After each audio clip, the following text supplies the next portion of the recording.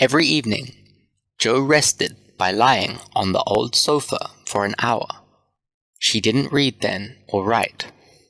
She just rested and remembered. She realized that her birthday was coming soon. She would be 25 years old. I shall be an old maid, she thought. My pen will be my husband, and my stories will be my children. Perhaps I will be famous in 20 years' time when I am too old to enjoy it. I will be alone. She felt sad.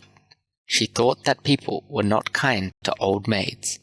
She thought they should be kind to old maids because old maids often suffer. As she was thinking about this on the sofa, she must have fallen asleep. Suddenly, she dreamt that Lowry was standing there, looking at her. He came close to her and touched her on the shoulder. Then she knew it was not a dream. Here was there. She jumped up and hugged him. Lowry, Lowry, I am so pleased to see you. Where is Amy? She is at Meg's with your mother. I could not get my wife away from there. Your what? Shouted Jo. Did you get married? Yes, answered Lowry. He pretended to be a little boy in trouble.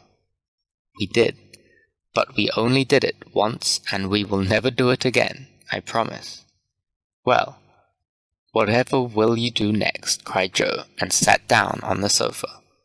Lowry looked very pleased. Well, that's an unusual way to congratulate somebody, he said. Jo laughed. She was really very pleased.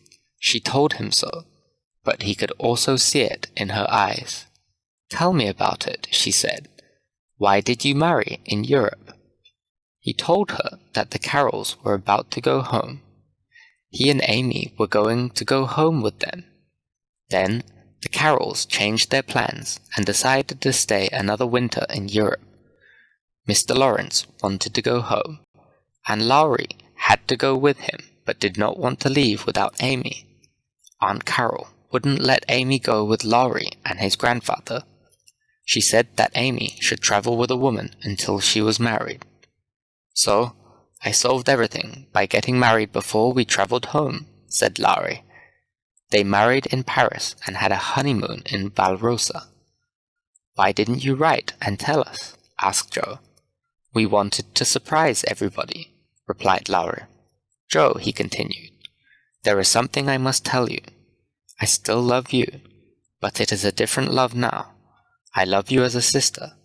You were right to refuse me, and Amy and I are very happy. Will you love me like a brother? Of course, said Jo. But we are no longer children. This has been a difficult year, and I have grown old. Sometimes I am lonely. You will never be alone again, promised Lowry. You can visit us as often as you like. Jo smiled. I wonder who rules your house, she said. We rule it together, replied Lowry. Then Amy, Mommy, Father, Mr. Lawrence, Meg, and the children all arrived together. What a lot of noise they made. They talked and talked and talked. It seemed that they would never stop. Amy had been away for 3 years and wanted to tell them all about it in half an hour. They asked many questions, and they all laughed together at the funny stories they told each other. Mommy was very pleased for Amy, who looked very well and healthy. Love is good for her, she told Father. You have been her example, he replied. The twins were 3 years old now and enjoyed playing their new aunt and uncle. The new aunt and uncle enjoyed playing with them, too. It was a very happy family that sat down to tea that evening. After tea, there was a knock on the door. Jo opened the door and thought she was dreaming. There stood Mr. Bacher. She was very pleased to see him. She made him come in and meet the family. It did not take long for Mr. March to like the German teacher. Mrs. March soon liked him, too. Lowry and Mr. Bacher looked at each other strangely, but were friendly enough. The children were soon sitting on his knees. and searching his pockets and pulling his hair and beard. Joe sat and watched. Mr. Bacher was dressed better than she had ever seen him before. Suddenly, she realized that he might want to ask her to marry him. Before Meg and John went home and everybody went to bed, they sang some songs around the piano. It was sad without Beth, but they all remembered her and sang beautifully. Mr. Bacher sang some German songs for them.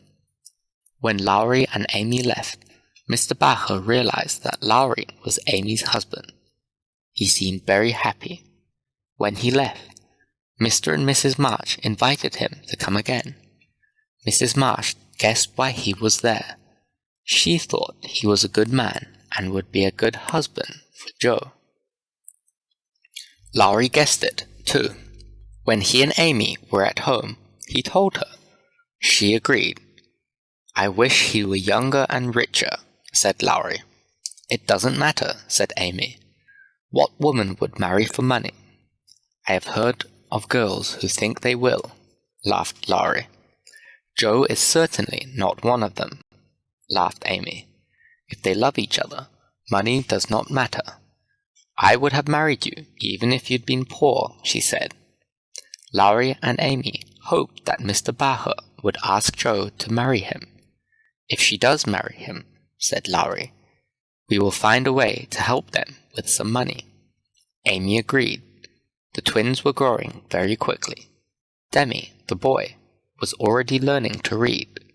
His grandfather was teaching him by using his body to make the letters of the alphabet. Daisy, the girl, was already learning to sew and cook. They were only 3 years old. Everybody who met them loved them. Demi was making things and asking his grandfather questions. "What makes my legs work?" he asked one day. "Your brain makes your legs work," explained his grandfather. A few days earlier, Demi had asked about clocks. His grandfather had opened a clock and showed him how it worked. Now Demi said, "Open me so that I can see me work." His grandfather tried to explain that you cannot open people to see how they work. His grandmother was worried that the little boy was thinking too much. "If he is old enough to ask questions, he is old enough to have true answers," said Mr. March. "Where is your brain?" he asked Demi. Demi thought for a moment. "In my stomach," he said. Everybody laughed. Daisy loved to be hugged and kissed. She was a very happy little girl. "I love everybody," she said one day. And truly, everybody loved her. Mr. Bacher stayed in the city for a few days doing some business. He did not explain his business, but he came often to see the family. Mr. March thought that he came to see him, but Mr. March knew the real reason for his visits. Joe went for a walk every day, and every day she happened to meet Mr. Bacher. He was also going for a walk, so they walked together. By the second week, everybody knew what was happening, but they all pretended they didn't know. Joe seemed very happy. She sang as she worked, and she tried to make herself look pretty when she went for her walk. After 2 weeks, Mr. Bacher suddenly stopped walking. He stayed away for 3 days. Joe continued her daily walk, but she walked alone. She thought he must have gone home. She was annoyed because he didn't say goodbye. On the 3rd day, she was getting ready for her walk. She put on a nice dress and her best hat. "You'd better take your umbrella, dear," said her mother. "It looks like rain." "Yes, Mommy," replied Joe. Mommy asked her to get some things for her in town. "If you see Mr. Bacher, invite him home for tea," she said. "We have not seen him for a few days, and we miss him." Joe blushed and turned away from her mother. She walked into town, forgetting her umbrella. Why had her friend stopped visiting the house? Where was he? She looked in some of the shops. She hoped that she might find Mr. Bacher, but she didn't see him. Then it started to rain. She was annoyed with herself because she had forgotten the umbrella. Her clothes and her best hat were wet. She ran across the road, and a horse almost ran into her. Her feet were wet and dirty. She didn't know where to go. Then a man held a blue umbrella over her. She looked up and saw that it was Mr. Bacher. He offered to help her with her shopping and carried her bags. Then she helped him with some shopping, and they bought some presents for Demi and Daisy. Mr. Bacher said he had finished his business in town. Joe thought that he would go back to New York and began to cry. Mr. Bacher saw her cry. She said she was crying because he was going away. "You are sad because I am leaving?" said Mr. Bacher. "Have I found a place in your heart?" Joe nodded. He was very happy and asked her to marry him. She agreed. They walked home in the rain, getting very wet and dirty. They had many things to talk about. Mr. Bacher said he had come to see Joe because he read one of her poems in a magazine. In the poem, Joe described herself as lonely and waiting for love. He hoped that he could bring love to her. He did not come earlier because he was poor and could not afford her anything but a poor man's life. But when he read the poem, he thought that he should try to make her happy. They did not marry immediately. Mr. Bacher went back to New York to continue his teaching, and Joe continued to look after her parents. They wrote letters to each other and sometimes visited each other. Then Aunt March died. In her will, she gave Joe her house.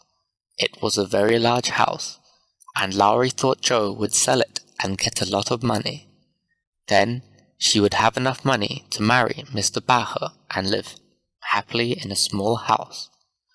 Joe, however, had other plans. She wanted to make the house into a school for boys. There are so many boys who don't go to school," she said. "Their parents are too poor, and I want to start a school for them." Joe was excited. She spoke to Mr. Bacher, and he was very excited too. He said he would love to teach in such a school. Everybody agreed that it was a good plan. Mr. Bacher came from New York and married Joe. They lived in Aunt March's house and began to teach. Mr. Lawrence and Lowry found enough boys to go to the school and paid for Joe to look after them. Mr. Bacher taught them. Joe enjoyed all the boys at the school. As the years went by, she had 2 boys of her own. It was not an ordinary school. The boys worked in the gardens and fields, as well as studying with their teacher and reading their books. Mr. Bacher loved the children, and they all loved him, too. He taught them and also played games with them. It was a very happy school. 5 years after the wedding, Joe and Mr. Bacher held a big party at their school. It was Mrs. March's 60th birthday. Everybody was there. Mr. March and Mr. Lawrence walked around talking about books. Mr. Bacher played with the children. Meg and John brought their children, who climbed in the trees with the other boys. Laurie and Amy came with their daughter, Beth. The girls had tea on the grass. Suddenly, they heard singing. All the boys were in the trees, like birds, and they sang, "Happy Birthday" for Mrs. March. This was Mrs. Bacher's idea. Mrs. March was very surprised. The girls thought about the dreams they had when they were younger. Meg did not have lots of money, but she had a happy home. Joe did not have books and horses and had no time to write, but she was very happy with her school for boys. Amy did go to Rome, but did not become a famous artist. However, she was very happy because she could help Joe with the school. Their dreams did not all come true, but they were all happy. They thought that their lives were better than they had imagined so many years ago.